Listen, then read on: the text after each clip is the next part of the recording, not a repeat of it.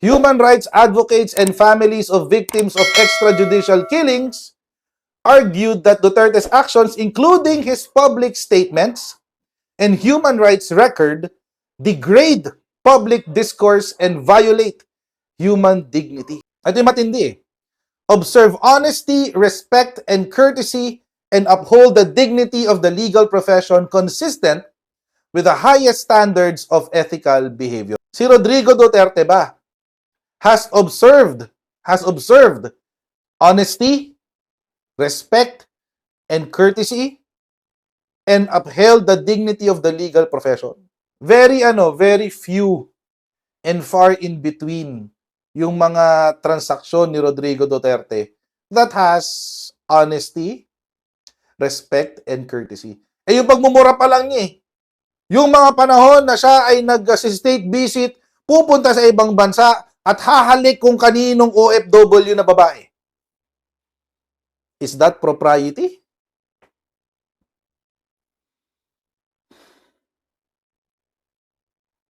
Is that courtesy? Actually, dapat nga noon pa na-disbar to si Digong. Kundi lang naging presidente to eh. Diba? Kasi kung siyempre, immunity from suits, presidente ka eh, hindi ka pwedeng kasuhan. Eh, kaso mo, hindi ka na presidente ngayon. So, pwede na. Oo.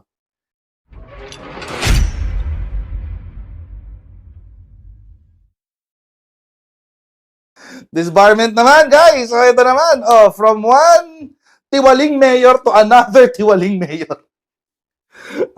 From one tiwaling mayor to another tiwaling mayor. Disbarment naman kay Rodrigo Roa Duterte.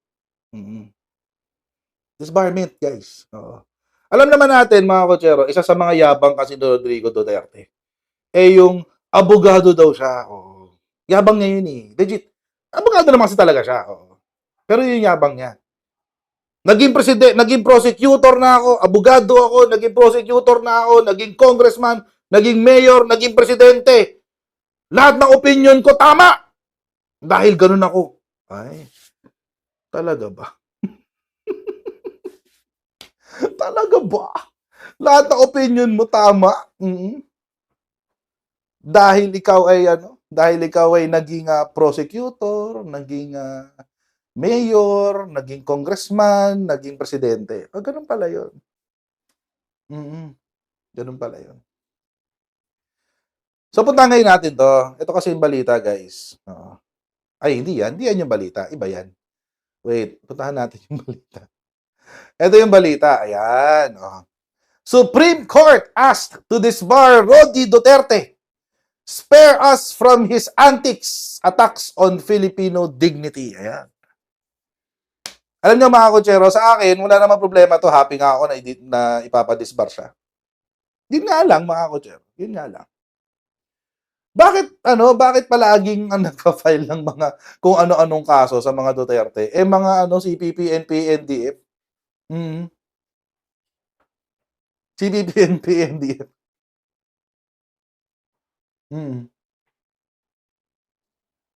Ang hilig nila. Ang hilig na sa ganun. But anyway, wala tayong magagawa. Sila na yung nag-file. At least si Secretary Gadon nag-file ng disbarment kay Sara. At least Secretary Gadon yun, madaling kampihan. Kaso nga lang to, mga CPP, NPA, NDF, pero sige, ang problema, the enemy of my enemy siguro for now. Diba? Pakinabangan na muna natin yung galit nila sa mga Duterte. Ayan. So, SC asked to disbar Rodi Duterte, spare us from his antics, attacks on Filipino people. Ito yung sabi ng balita.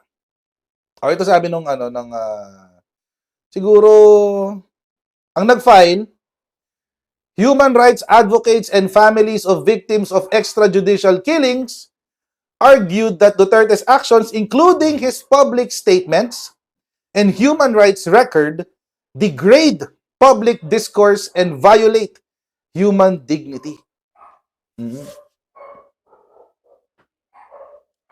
Ganun. So, ang sabi, we fervently hope the disbarment complaint will be given due course by the Supreme Court, and we support this initiative as part of the effort to hold Duterte accountable for violations of human and people's rights. So, okay. Ano pa yung ibang basis nila?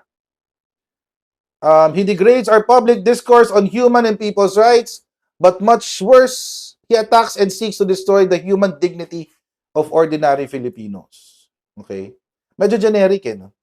Medyo generic yung balita. Actually, sinadya nga na hindi mo na ilabas yung yung kanilang complaint. Ayaw daw mo na ilabas yung complaint nila. Kasi sub judice sabi ng abogado. Weird lang kasi wala pa namang due course.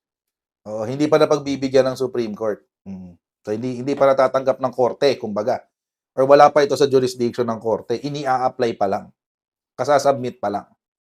So, ang weird lang ng sub judice. Pero sana na mas naging malinaw sila dun sa kung bakit.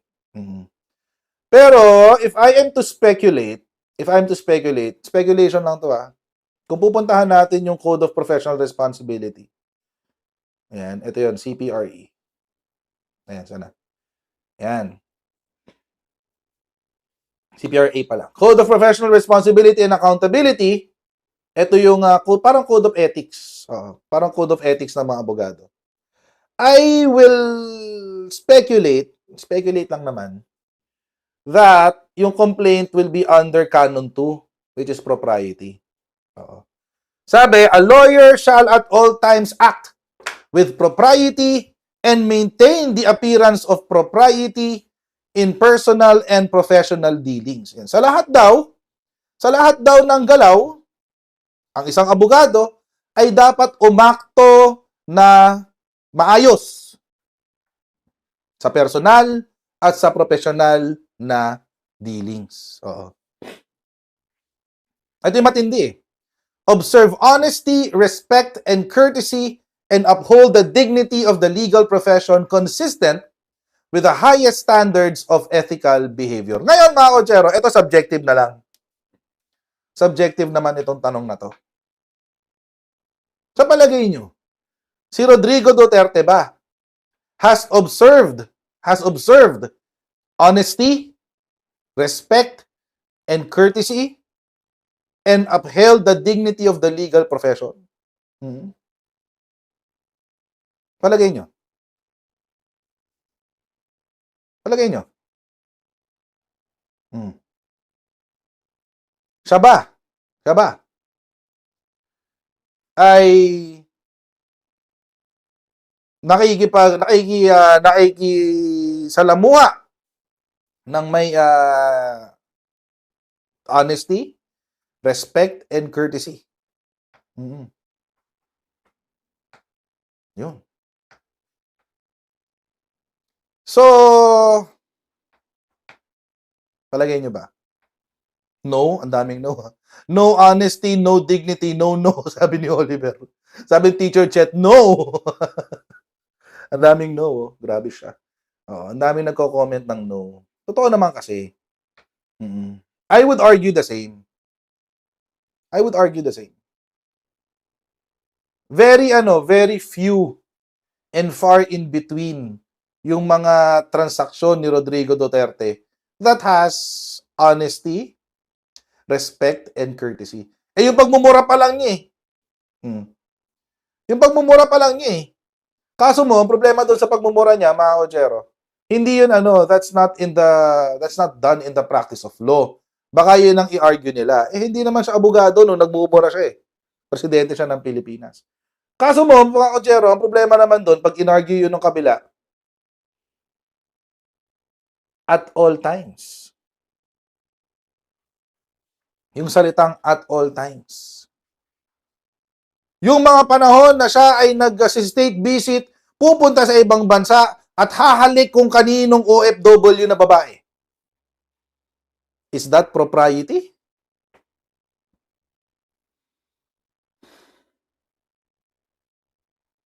Is that courtesy?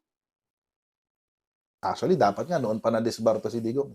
Kundi lang naging presidente to diba? Kasi kung siyempre, immunity from suits, presidente ka hindi ka pwedeng kasuhan. Eh, kaso mo, hindi ka na presidente ngayon. So, pwede na. Oo. Yan. Hmm. Di ba? Yung pag pumupunta siya ng, ng ibang bansa, merong isang babae na halikan siya sa labi pa, kung minsan-minsan. Hmm. Grabe siya. Grabe siya. Sana ako asawa niya eh. Or at least, girlfriend niya, di ba? Kaso mo, hindi. So, malamang, if I'm going to speculate, it's going to be a violation of Section 1. Lalo na kung involved yung war on drugs. Lalo na kung involved yung war on drugs, yung pagiging immoral, unlawful and immoral. Bakit? Bakit to, mga kotsero? Kasi, for example, ito, pakita natin sa inyo. Example, nung umamin siya na may death squad siya.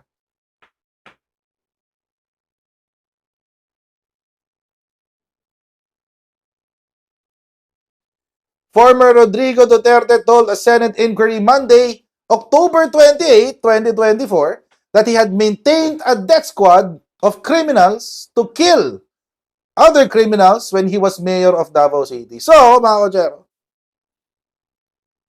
may private army siya. Yun naman yun eh. Private army yan. Oo. Basically. Duterte, however, denied authorizing the police to gun down thousands of suspects in a bloody crackdown on illegal drugs. Ayun daw. Bawal daw. Kahit naman lahat naman tayo narinig yung kanyang pag-uutos sa kapulisan. Shoot them dead.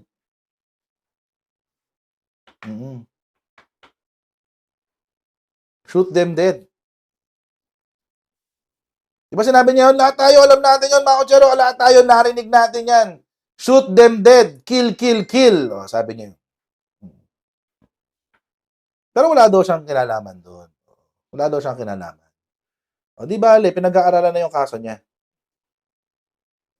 Oo. Duterte acknowledged without elaborating that he once maintained a death squad of 7 gangsters to deal with criminals when he was the longtime Davao City Mayor before he became president. Okay, tanong ko sa inyo, kayo na lang din. Kayo na lang din tatanungin ko since kayo naman ang nandyan. Ito bang pag-maintain ng death squad, ito ba ay gawain ng isang mabuting abogado? Ito ba ay gawain ng isang mabuting abogado? Ang pagkakaroon ng death squad para pumatay ng kriminal daw. Kriminal daw, syempre. Di naman natin alam kung totoong kriminal yung mga ini.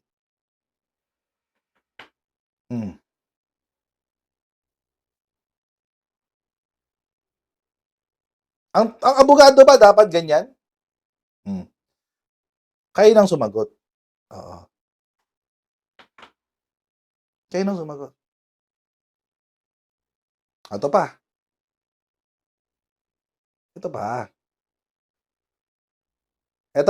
Ito matindi to eh. Wait, kita natin. Ito matindi. Duterte admits instructing police to encourage criminals to fight. Ito ba yung matindi dyan, mga kotsero? Naalala ko, kinuwento niya to. Ang konteksto ng pagkakakwento niya ay siya ay prosecutor ng Davao at nagturo siya sa Police Academy. Nagturo daw siya sa Police Academy. At ito yung tinuro niya. Udyukan mo yung kriminal na manlaban, tapos patayin mo. Di ba? Sinabi niya yan eh. Ang sinabi ko, ganito, sabi ni Digong, according to dun sa kanyang statement sa hearing. Prangkahan tayo. Encourage the criminals to fight. Encourage them to draw their guns. Duterte told the Senate Blue Ribbon Subcommittee investigating his administration's war on drugs blamed for the deaths of thousands of suspects. Pag lumaban, patayin ninyo para matapos na ang problema ko sa syudad ko. Nung na-presidente ako, ganun rin sa command conference. O, yun pala eh. Inamin niya sa isang command conference. Mm.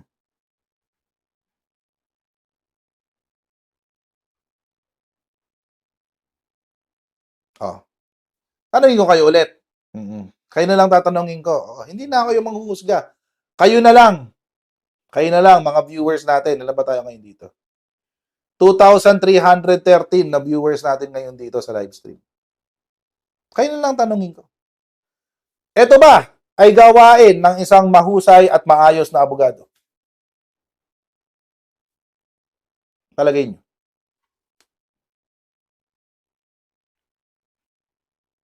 Palagay nyo. Ito ba ay gawain? Ito, ayan, gawain ng mahusay at maayos na abogado? Comment nyo po. I-comment nyo po sa chatroom para makita dyan sa tabi. Oo, baka kasi sabihin ng mga tao, iniimbento ko lang. Baka sabihin ng mga tao, iniimbento ko lang yung mga binabasa ko. Ayan, no. Hindi. Hindi ho gawain yan ng isang mahusay at maayos na abogado. Hindi ho. Gawain ng kriminal. Oh, may nakita ko isa, gawain daw ng kriminal. Sabi ni Fury Milian. Oh, si Fury Milian. Gawain ng kriminal. Totoo naman. Gawain ng kriminal. Galawang sindikato yan, guys. Galawang sindikato. Sindikato lang ang gagawa ng ganyang klaseng bagay. Hindi ho gawain niya ng isang mahusay, matapat, at maayos na abogado. O baka idahilan nila. Hindi naman siya, hindi naman siya nagpa-practice ng law during that time eh. Mayor siya. Nako, may decision na ang Supreme Court tungkol dyan. Dinefine na ng Supreme Court kung ano ang practice of law. By simple means, kahit sa mga simpleng bagay na lang eh, yung pagtuturo ng batas, pagdi-define, pag-i-interpret ng jurisprudence is already a practice of law. May decision po ang Supreme Court dyan. What's his name? Comelec. Sino ba itong isa? I forget his name. Pero isa siya sa mga sumulat ng Constitution. Ano ulit pangalan ng asawa ni Maring Winnie? I forget his name. Si Maring Winnie. Yung asawa ni Maring Winnie yun eh. Oo. Basta yung asawa ni Maring Winnie. Monsod. Christian Monsod versus Comelec. So mga kutsero, ito, yung ginawa ni Digong na yan, can be argued, nagtuturo siya sa mga pulis eh.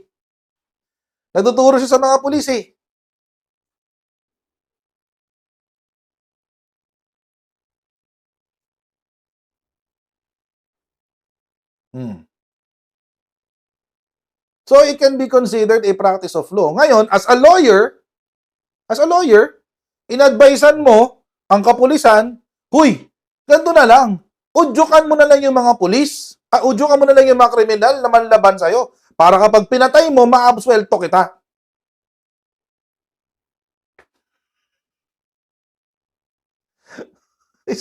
Gawain ba ng matinong abogado yan? Of course not. Of course not.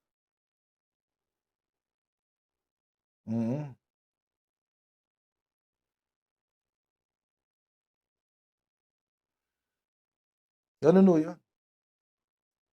Sana mag-top 1 ho ako sa bar exam. Naku, hindi ko na ho inaasam ang top 1 sa bar exam. Pumasa lang ako, happy na ako. Napakahirap ng bar exam.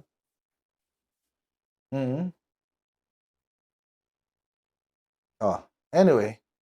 Di ba?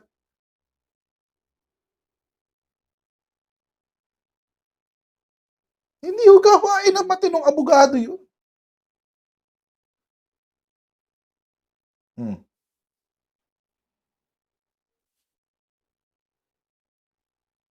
Yun nga yung issue nun, Jun Castro eh. Yung issue nung Monsod versus Comelec, inappoint si Monsod na COMELEC commissioner, if I'm not mistaken. Pero ang requirement kasi as COMELEC commissioner, kailangan meron kang practice of law for 10 years. So, ang argument is, hindi siya nag-practice ng law kasi corporate lawyer daw siya. Hindi siya nag-practice ng law as in litigation. So, hindi raw siya nag-practice. Kaso, decision ng Supreme Court, a lawyer, in all of his dealings, ano na to, paraphrase na to sa lahat ng ginagawa ng lawyer, professional dealings niya, he is practicing law. Yun ang sinabi ng Supreme Court. Yun. Anyway.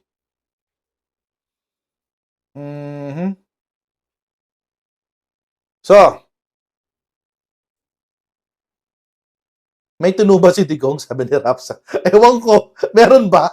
May natitira bang tinu sa mukha niya? Sa mukha niya? Sa pagkatao niya? Hindi ko alam. Ato pa, sunod. Duterte personally admits killing 6 to 7 criminals as Davao City Mayor. Oh, yan. Hindi ba disbarable yan? Hindi ba disbarable yan? Disbarable na yan, guys. Pero syempre, depende na yan sa argumento mo sa Supreme Court. Depende na yan kung paano i-interpret ng Supreme Court yan. Oo.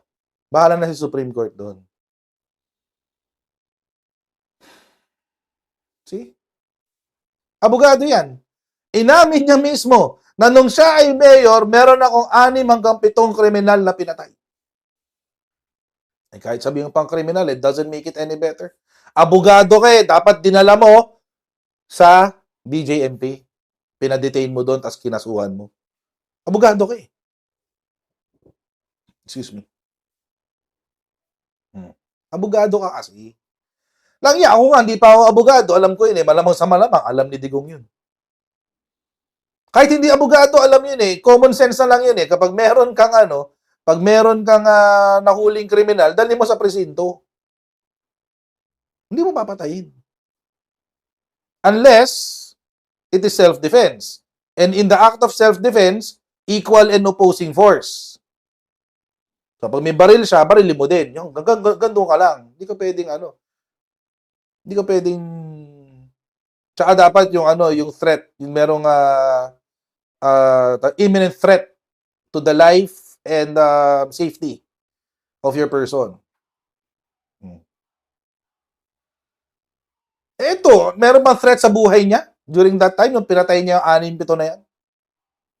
Malamang sa malamang, kasama niya yung death squad niya during that time.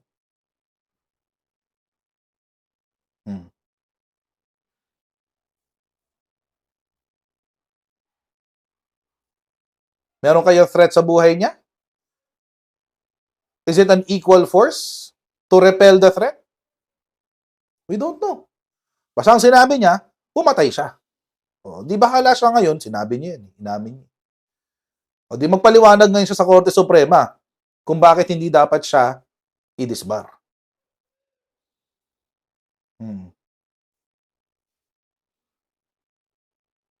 Kaya ganun.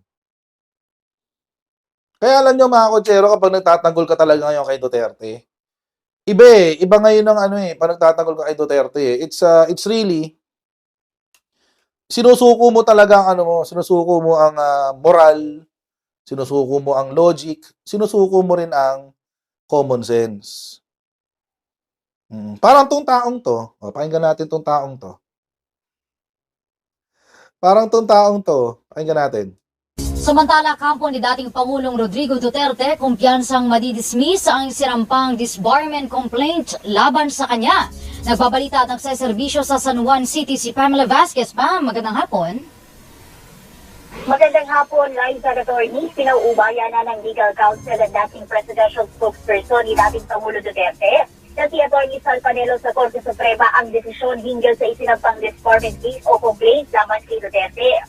Matatandaan kaninang umaga isinumpang reklamo sa Supreme Court na pinangunahan ng mga pamilya ng EJK victims at human rights advocates sa ground na paglabag sa Code of Professional Responsibility and Accountability dahil sa pag-amin umano nito sa pagpatay ng mga tao.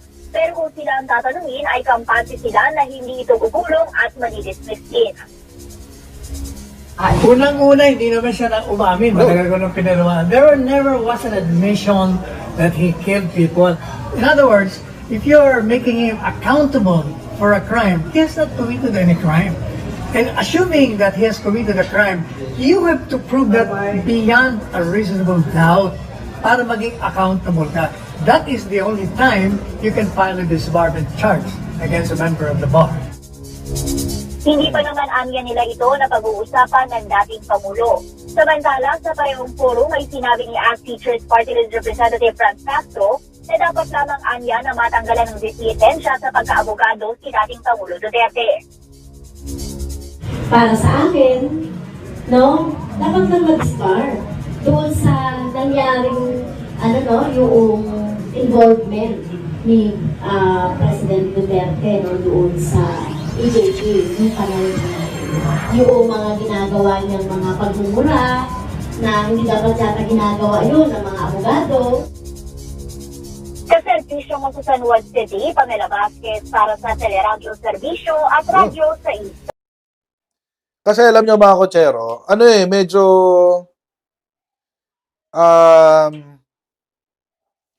may maling assumption dun yung sinabi ni Panelo eh. Malay ba natin kung hindi siya kinasuhan ng disbarment doon sa kanyang admission, quote-unquote, sa kanyang admission? He could have been cited for any number of violations or potential violations for that matter.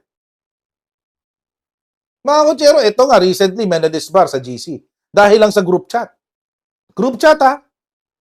Kasi pinagtawanan nila yung isang judge sa isang group chat. Pinagtripan nila. Pinagkwento-kwentuhan nila. Nung pinagkwentuhan, merong isang galit siguro dun sa tatlong abogado na yun.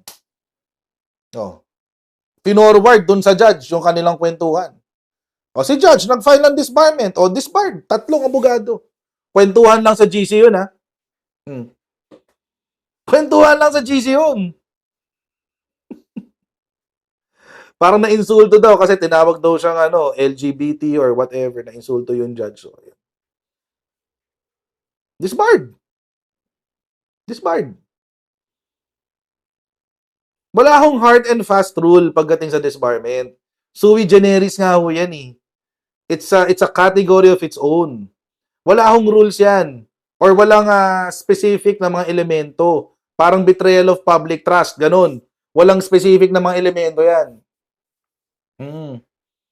Kung ano yung iniisip ng Supreme Court na dapat na dahilan para sa disbarment, yun na yun.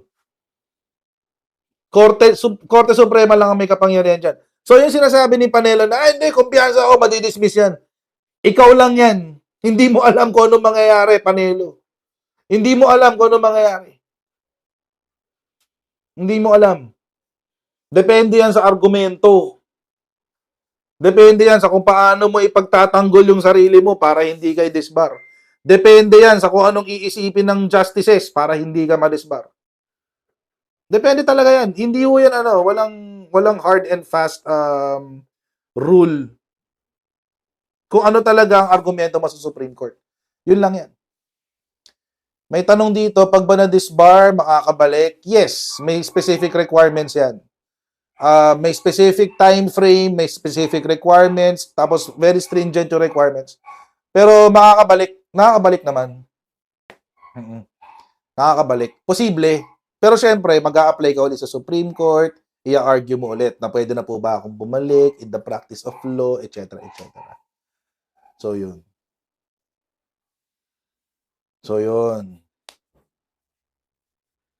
So, hindi yung makakasigurado si Panelo. Galingan niya para makasigurado siya. Galingan niya yung argumento niya para makasigurado siya. At siguraduhin niya na yung argumento niya makukumbinse yung justices. Huwag siya magsalita ng tapos. Hindi pwede mong yabangan ng Supreme Court, lalo na nakadepende ka sa wisdom nila. Oo. Hindi mo pwedeng yabangan ng Supreme Court.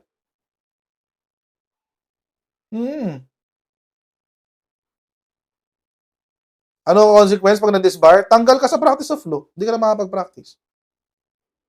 That's it. Mabawasan yabang ni Digong. Pag sinabi niyang, abogado ko, ay hindi, disbarred ka na. Bawas yabang. Bawas yabang ni Digo.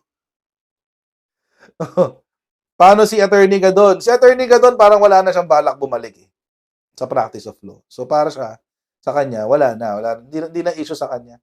Ang gusto lang niya, magkaroon ng hustisya. Kasi yung sa kanya, motu proprio. Nagmura-mura lang siya, motu proprio, disbarred siya. Tapos itong kay Sara, ang dami ng pinagagawang kalokohan, dami-dami ng pinagsasabing kalokohan, ang dami ng ginagawang kababuyan, pero hindi pa rin nadidisbar. Walang motu proprio. Walang motu proprio.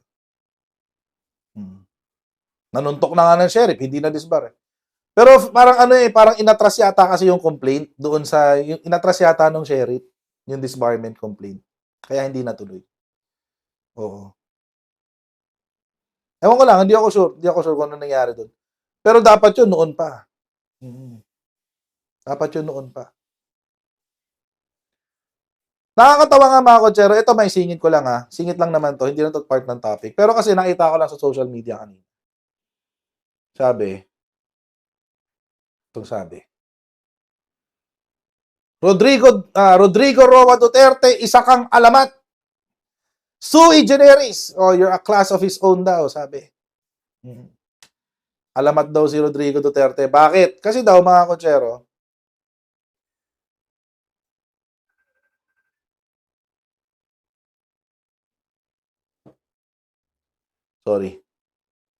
Kasi daw mga kotsero, during the term of Rodrigo Duterte, hindi siya bumaba sa kanyang approval rating. Yun ang sinasabi niya. Kung bakit ganun. So, kaya alamat daw, kaya alamat. Rodrigo Duterte, alamat. Alam niyo mga kotsero, totoo naman, Rodrigo Duterte is a legend. It's a myth. Alam niyo ba ang legend? Sa Tagalog, alamat. Kwentong bayan na hindi totoo. Kwentong bayan na kadalasan na hindi totoo. Alamat ka talaga. Alamat talaga si Rodrigo Duterte. The myth of Rodrigo Duterte. Kwentong bayan na hindi totoo. Yung pangalang Rodrigo Roa Duterte, mga kotsero, tapos yung sasabihin mo na best president ever, etc., etc., it's a myth. It's a budol. Hindi totoo. Hindi totoo. Bakit lang nagkaroon ng ganyang paniniwala, mga kotsero? Siyempre, alam naman natin kung bakit nagkaroon ng ganyang paniniwala. Salamat sa trolls. Salamat sa trolls. 10 million pesos sa trolls. Akala nyo ba tumigil ang pagbabayad sa trolls? Hindi. Hanggang ngayon, existing pa rin ang trolls. Existing pa rin ang trolls. Kaya yun ho ang basehan. Yun ho ang katotohanan dyan. Kung bakit during the time of Rodrigo Duterte, mataas ang approval rating niya. Kasi he really took advantage of social media. At saka yung troll farms, at saka yung mga political influencers. He really took advantage of it. Sagad-sagad. Kaya hanggang ngayon, nandiyan pa rin.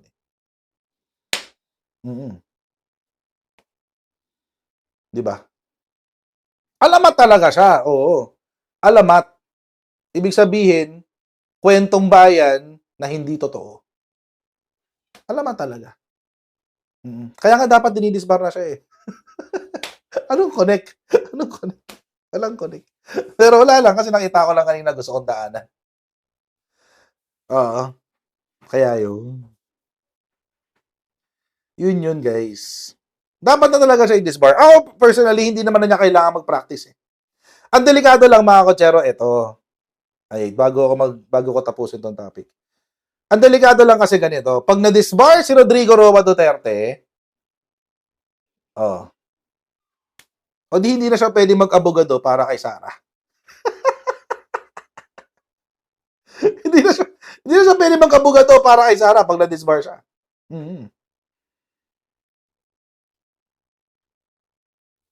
Sorry. Mm. Sana madisbar. Pero more than anything else, mga kotsero, I think, seriously, I think si Digong, si Sara, tsaka yung mga abogado na naka-follow sa kanila. The Supreme Court should seriously consider a motu proprio suspension sa kanilang lahat. Di ba? I mean, tinan nyo. Harry Roque, facilitator ng Pogo sa Pilipinas.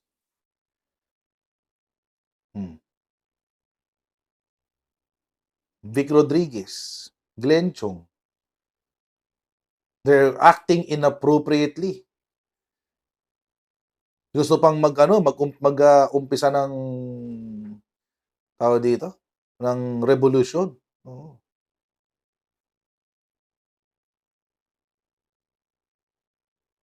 Di ba? Si Panelo, kung susundin yung libro, kung susundin tong libro strictly, itong Code of Professional Responsibility and Accountability,